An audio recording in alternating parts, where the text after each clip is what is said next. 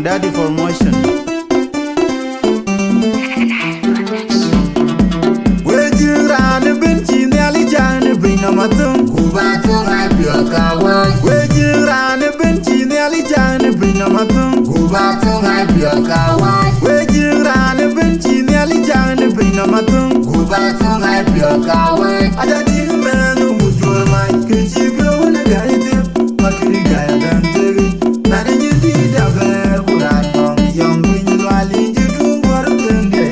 ijale ya yuya lwali dawi ni wadan jibyo diel na daw Anu gungari na kamu dakan tina diane Kebadiam na gungay Gunangar wale na yuyar Kamana tina demju Adeng maduknya na dunya ni jirka dapi ngerpyo jalak Ajindar manjirwae barang konyo werwilayumnya Kebyo jala dole weranci jirwele rane piabi Kubijola beje mweje tungwarun Garya untena dak Anu gungari na kamu dakan tina diane Kebadiam na gungay Gunangar wale na yuyar Kamana tina demju Adeng maduknya na dunya ni jirka dapi ngerpyo jalak Ajindar manjirwae barang konyo werwilayumnya Kebyo jala dole weranci jirwele rane piabi Kubijola beje mweje tungwarun Garya untena dak achakani nyali yede ya chadu na blawe mo keden kwa ya yuman kalauno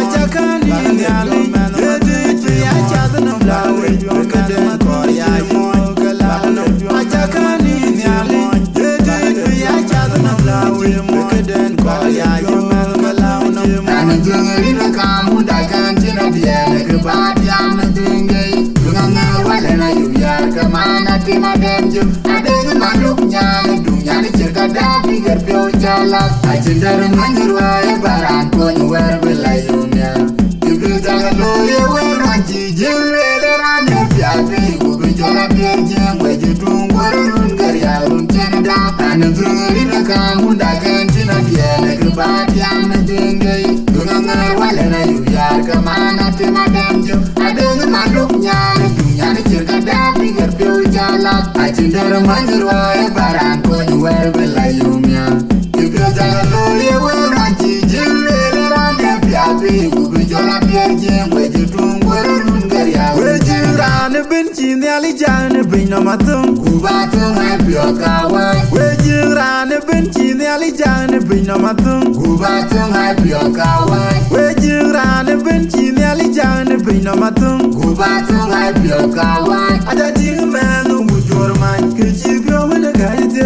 makiri gaya dan teri mani di daber buran yong bin lwali jitu war penge ijale ya yuya lwali dawi ni byo dwan jibyo diel man daw Anu gungari na kamu dakan tina diane Kebadiam na gungay Gunangar wale na yuyar Kamana tina demju Adeng maduknya na dunya ni jirka dapi ngerpyo jalak Ajindar manjirwae barang konyo werwilayumnya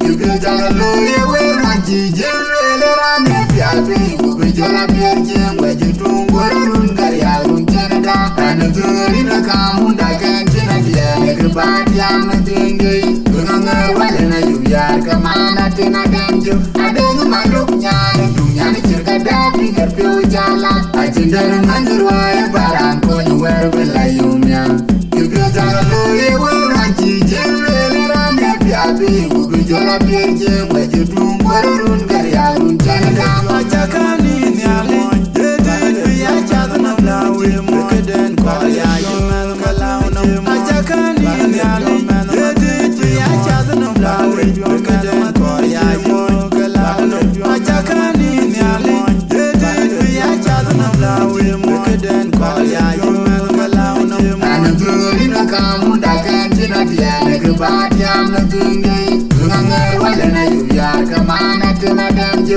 Adeng maduknya na dunya ni jirka dapi ngerpyo jalak Ajindar manjirwae barang konyo werwilayumnya Kebyo jala loye weranci jirwele rane piabi Kubijola beje mweje tungwarun Garya untena dak Anu gungari na kamu dakan tina diane Kebadiam na gungay